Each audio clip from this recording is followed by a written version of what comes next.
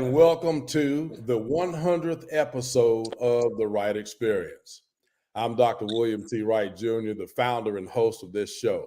I'm absolutely excited to be reaching this milestone and even more elated to have a special guest tonight to help me celebrate this grand occasion.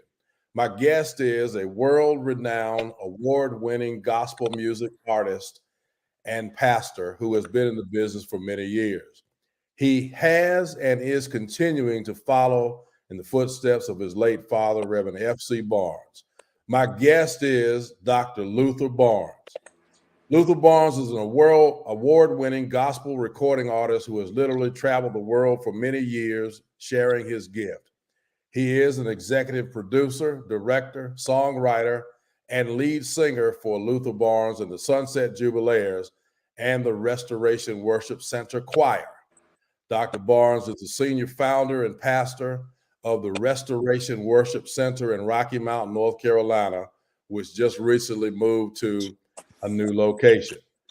Dr. Barnes also served at the beginning of his musical career as a music teacher at Northern Nash High School in Rocky Mount, North Carolina. Once his career blossomed, he retired from teaching to pursue the music ministry full time. Dr. Barnes has also received many awards during his career, which include but are not limited to Stellar and Grammy Awards. And he has also been inducted into the International Gospel Music Hall of Fame. And at this time, I'd like to welcome to the Wright Experience, Dr. Luther Barnes. Welcome, sir. Welcome. Sir. All right. I'm doing so well. It's good to have you here. I'm elated to be celebrating this 100th episode with you aboard, and certainly just honored that you agreed to do so. Yes, sir. Congratulations to you. Yes, I sir. appreciate that. I appreciate wonderful. Yes, sir.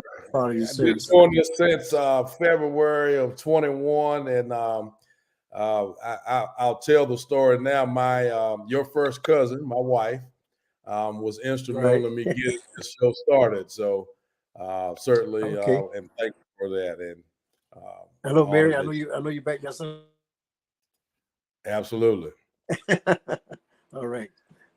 So let's get into the questions. I've got a few for you here. I want to start off because I remember those days when you were walking the halls of Northern Nash High School. I was not in your chorus class, and you probably would be grateful for that, but I was there. I was at school. I had some worse cases in there, Doc.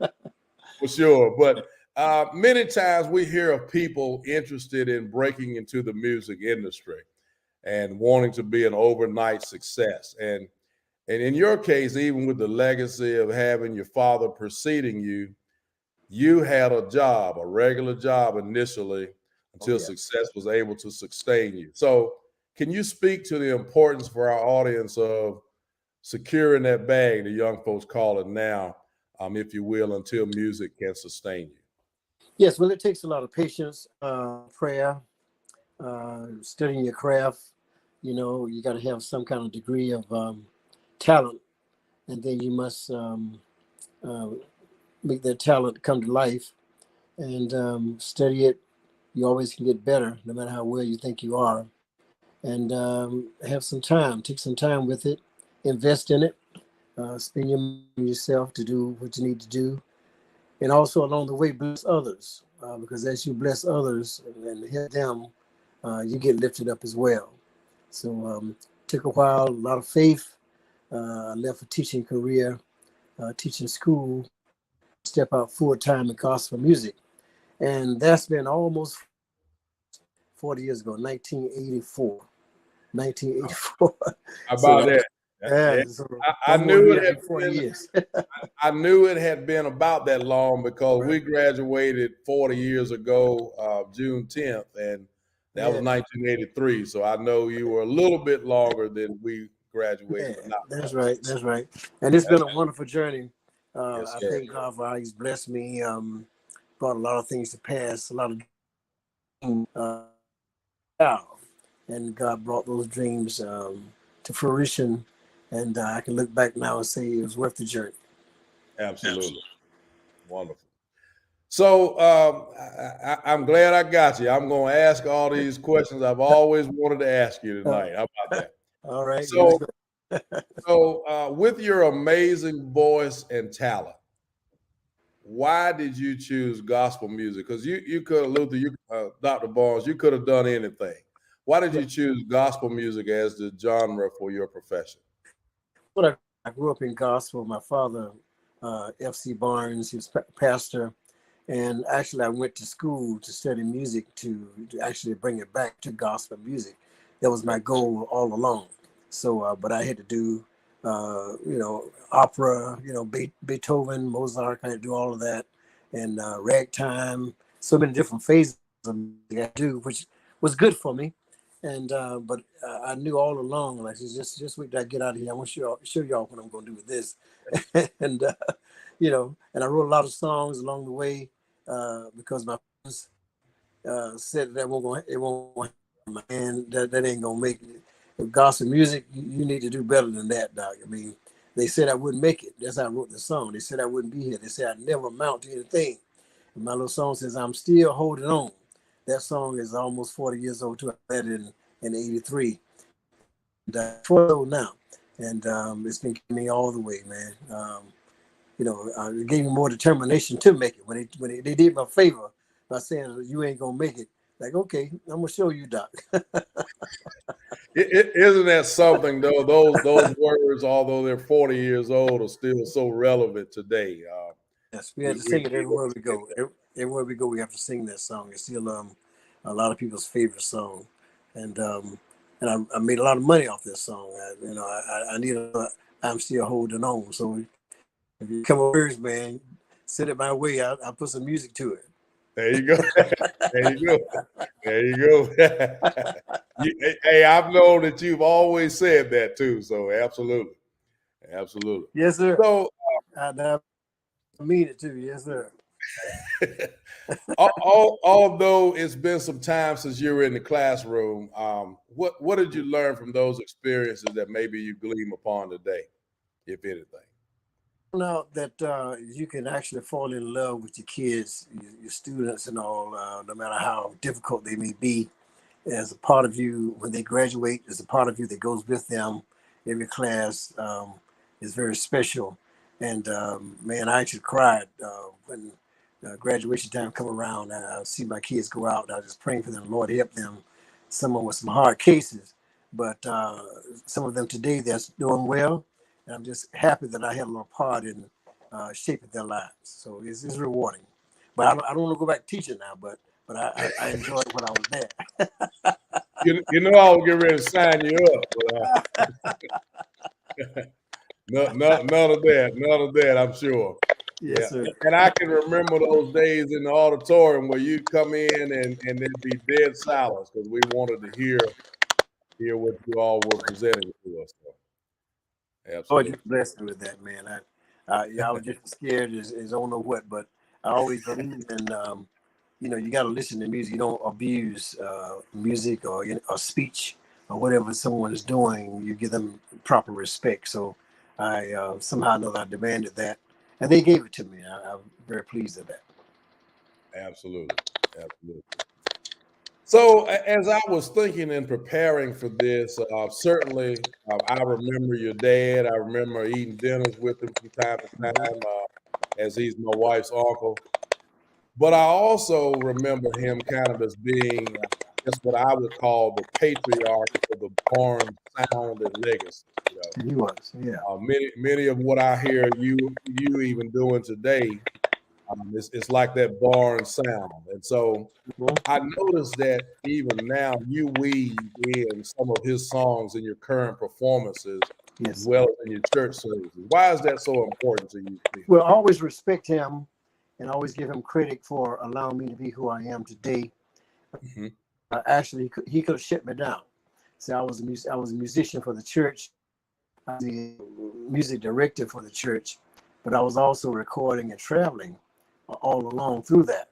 And he could have said, well, no, you need to be here on Sunday morning to play this piano and help everyone going to DC, Arkansas. You did not know none of that.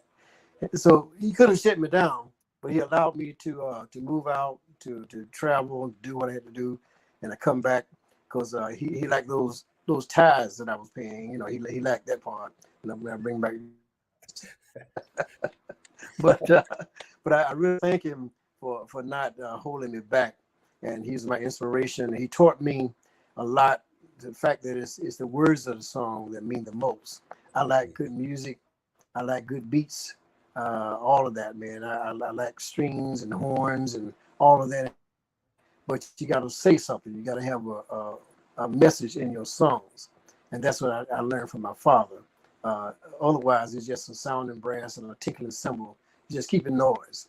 So I studied real hard to make sure that my song has a message that's relative to the world today, whether it's about me or about something else or whatever. I try to write universal songs that everybody can sing. And that's really what I've got this question coming up next, but that or down the road. But that's really what sustained you, Yes. perhaps over all these years, is the fact that we can listen to "I'm Still Holding On," we can listen to "So Satisfied," and although those songs have some age on them, they still have relevant meaning because of the words that were put into them all those years ago. Yes, sir. I have a couple of now. God's Grace. Yeah. It's done so well. Everybody's singing it everywhere. And I thank God for that. Just to have a song that the choir can sing. I don't want it to be so difficult that you can't find the chords and you don't know what I'm talking about. You don't know what I'm saying. It's very important. The song got to be correct, but it's got to be simple for everybody to sing. Yeah, then you're doing well. And was that Dad's influence, or just something that you thought of on your own, or all of the above? Well, it's sort of built inside of me. Okay. I've torn up a lot of songs. When I said no, this ain't it, and it might be good songs, but I'm very critical of myself, and it takes me a while now to create. I mean, like, come on now, this is something else I can put here, rather than just the average God. He'll make a way out of no way. Hold on. That those you hear that. Keep the faith. Okay, all right. We got to go a little deeper than that, and so that you can see. So, but that's really what I'm trying to see right there, and you can get into the hearts of people to see themselves. Then they'll tell me, Brother Barnes, you wrote that song just, and that's my song. And I'm like, okay, that's fine for you to think that, but I really and give me $20 for this CD. No, I mean, I give a few away, I got you. I got you. It's still a business at the end of the day. And here's the thing. So tell us about that creative space. What goes into the creation of music for you? Well, so I'm just and then sometimes it takes months and years. I have a lot of ideas. I have tapes and CDs, but I just got little snippets of stuff. It's not a full song, not a full nothing, just something to come to my mind. And sometimes years later, I go back and review, and I pick up on one. So okay, I got that now. Let me finish it off. So it takes a minute to create prayer. A lot of thinking. Some days you can sit down and just write a song just like that. Then some days it's my job to sit down and write. It's not like it's just gonna come from the sky. You got to put some in it. You got to sit there and think and play chords and stay there. You can't just get up in 5-10 minutes and okay, I'm done with that now. No, you got to stay with it. A couple of hours, spend some time, and God will bless you if you put the right kind of time into what you're doing. You have that voice, but you got to have that anointing with it, with your voice to come full force. And also, as much as having a talent, Dr. Wright, you got to have an attitude. You got to have character, because your character will take you further than your talent. Your talent might be great, character is bad, nobody wants you back. You come one time, okay, we don't want to see you no more because you don't know how to act, so you got to have good character. And about 50% of my concerts every year are repeats. I go back year after. That's because you learn how to act, how to say thank you, how to push what they're doing, not all about yourself. But you say and hear the word, when a pastor bring you to their church, you don't sing and leave. No, don't sing. You sit your butt down and listen to the word of God from that pastor, whether and that will give you favor with him and others to keep you busy. Just a little tip. I love that. I had written on my paper here tonight because knowing you as a family member and as a teacher in the school and all of that for years,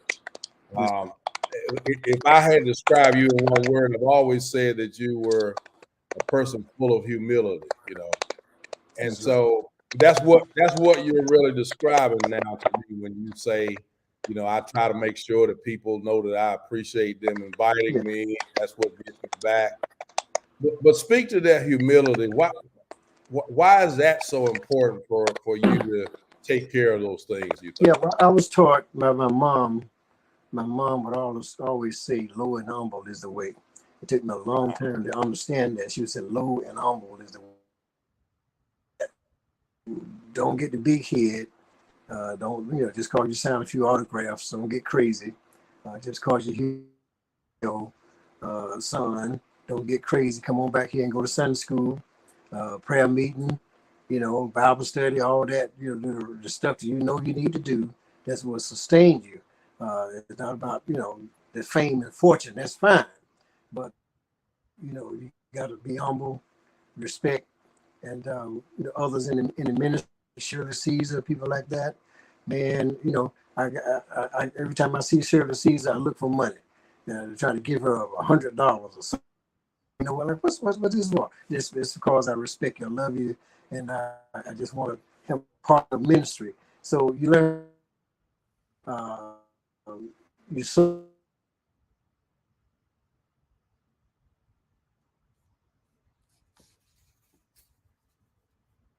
It's okay. You got to learn how to sew up. Sometimes you give to the poor, you give to people that don't have much. You try to help people, but sometimes you bless somebody that's got something. You bless someone that's ahead of you. You bless them. You sow into them, and that will also bless you as well as bless somebody. Sometimes you bless somebody that don't need nothing. They got everything, and you still bless them. Yes, sir. Awesome. So, you don't know this because you weren't in the house, but my wife and I, your first cousin, had a conversation. Probably you've been pastor 9 years, so about 15 years ago. And I said to her, I said, Luther's going to end up being a pastor one day. And she said, so you the I one know got me into this better than you do. You the one got me into this. I didn't know who it was, but somebody.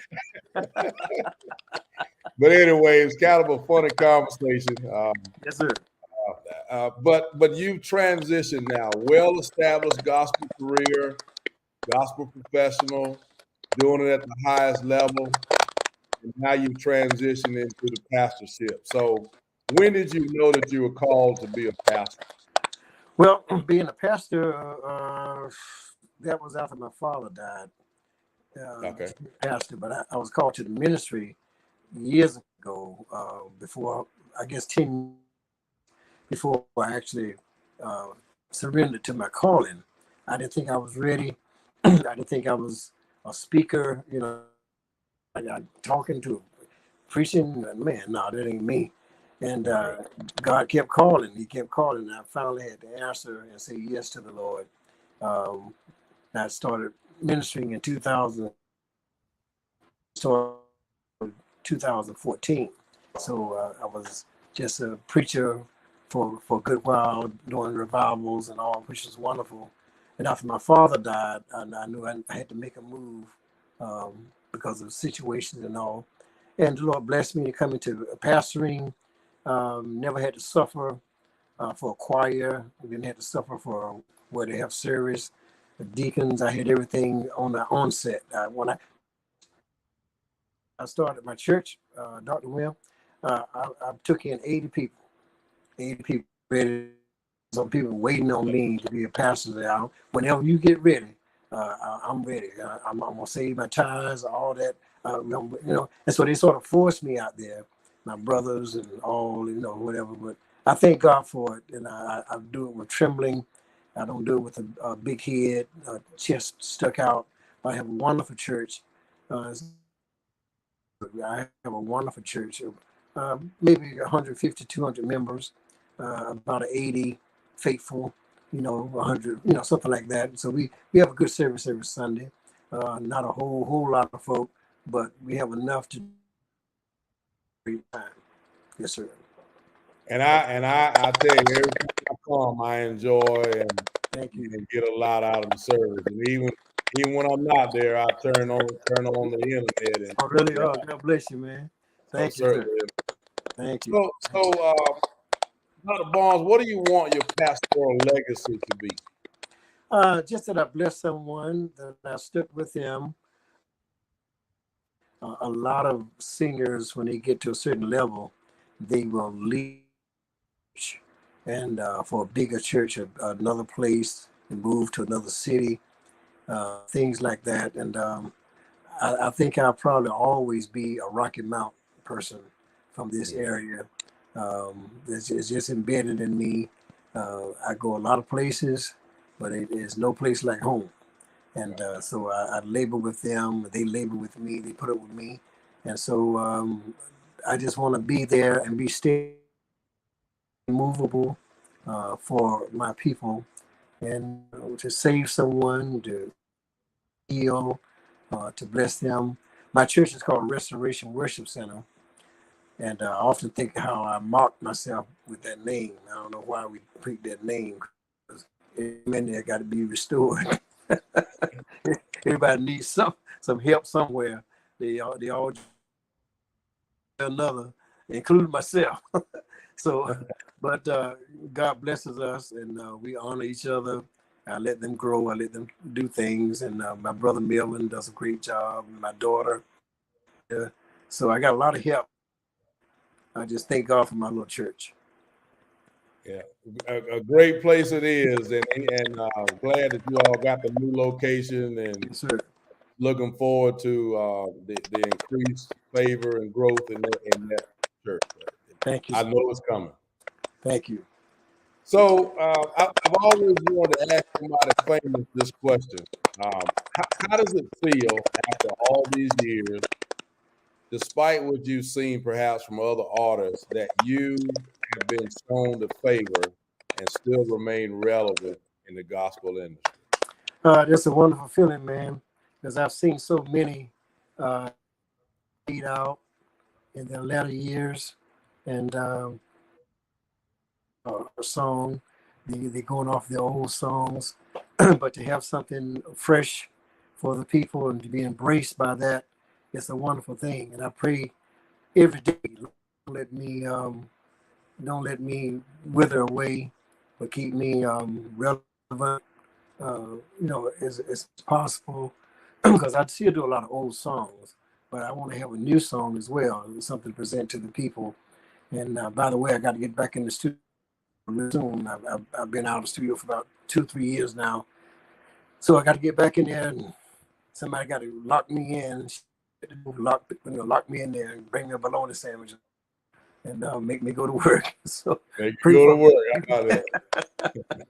So that means you're gonna be looking for folks to give you some songs if you. Exactly. I have a few. All right, all right. Yeah, one of my, but I still need enough to do about 10 songs. So and I get that. I just got to get with it. Yes, sir. There you go. And you certainly don't want me singing in the choir, so you got plenty of help already. We'll Yeah. talk about that.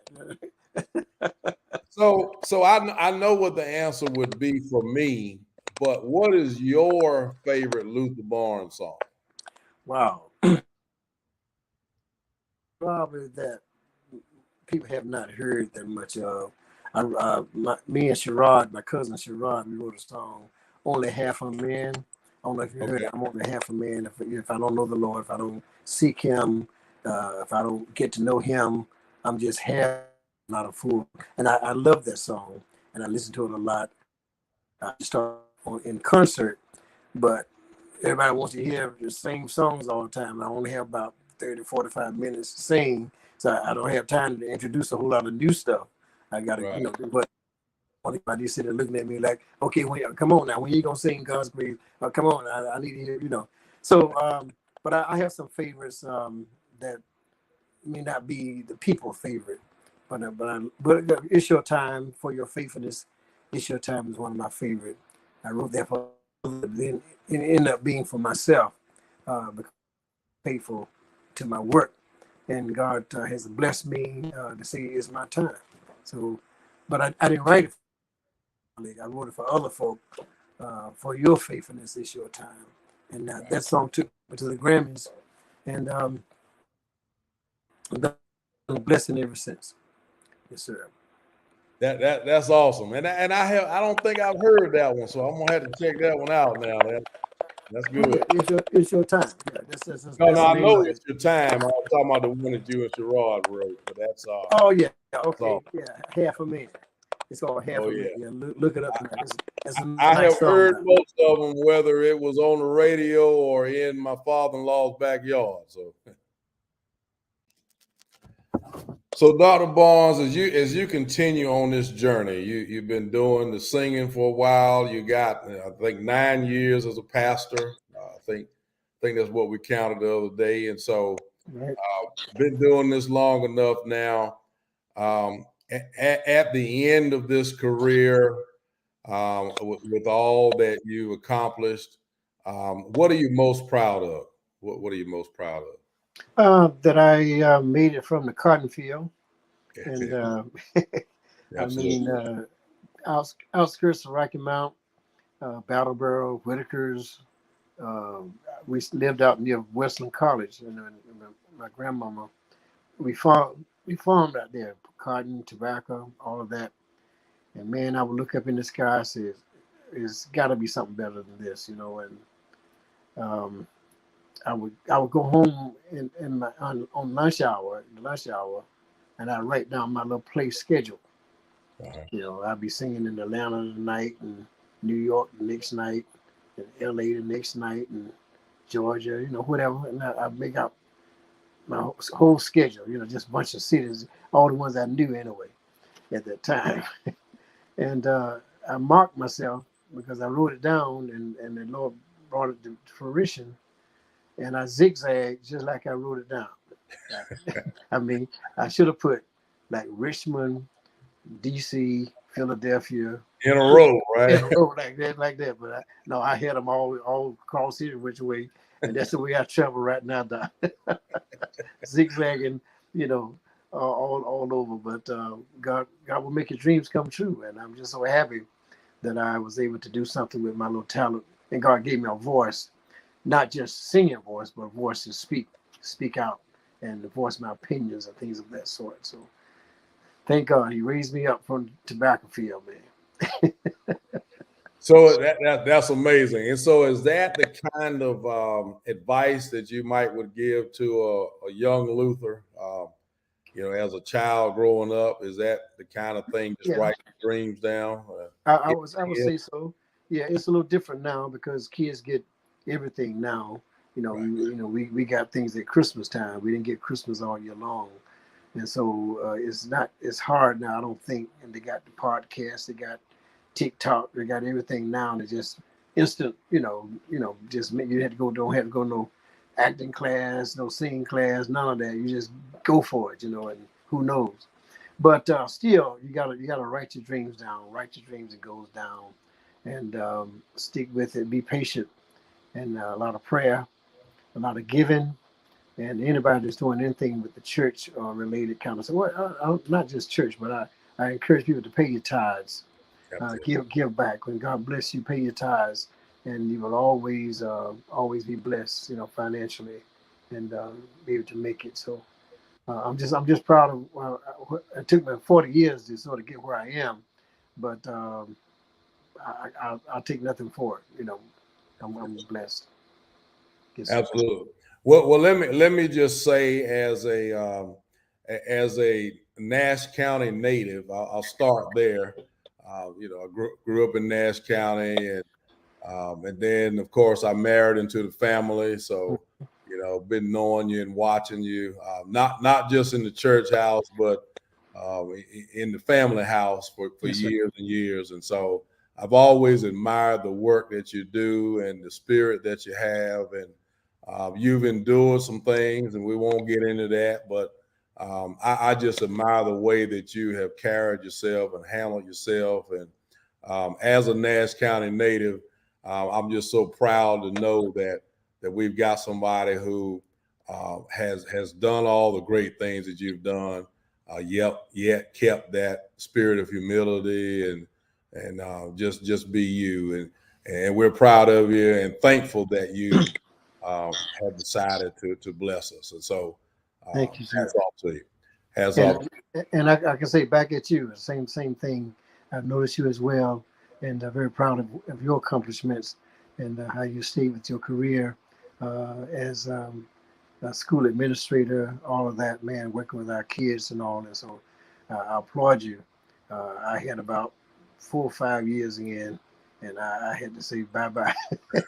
but you've been there for a number of years, man, and still teaching, still correcting. You came and did a great job in our church for our Achievement Day. Really, your words were for everybody, not just the young, but the old, all of that. So I applaud you as well. And thank you for all that you do. And thank you again for having me on your show. Well, thank you. I appreciate that. And it's been 26 years in public school education now, Wow. and I thank you for that. And I guess I need to slip you a 20 at least for that shameless plug. But I appreciate that. Oh no, man, no problem, Doc. I applaud you for still looking young. I don't see no whole lot of gray. I mean, you got all your teeth. Yeah, Well, the dive bottle works good. But anyway, if you hold on with us for just a minute, we'll come back and close out the show. All right. My guest next week on the Wright Experience is going to be Dr. Tiffany Tyson, who is the CEO of Tyson Media in North Carolina. I actually met Dr. Tyson not too long ago at Pastor Barnes' church. But Dr. Tyson is also a medical professional. She'll be on the Wright Experience next Thursday, July 20th, 2023 at 7 o'clock p.m. And we look forward to seeing you there. And we thank you for your continued viewership. And Dr. Barnes, I just want to thank you so much for helping me celebrate this 100th episode. And we look forward to having you back on soon. And I owe you for not a problem, man. Thank you. I'm still getting exposed, so this is still exposure for me after 40 years. Everybody don't know Luther Barnes, so thank you for this exposure through your link. Thank you so much. And to the Wright Experience audience, good evening.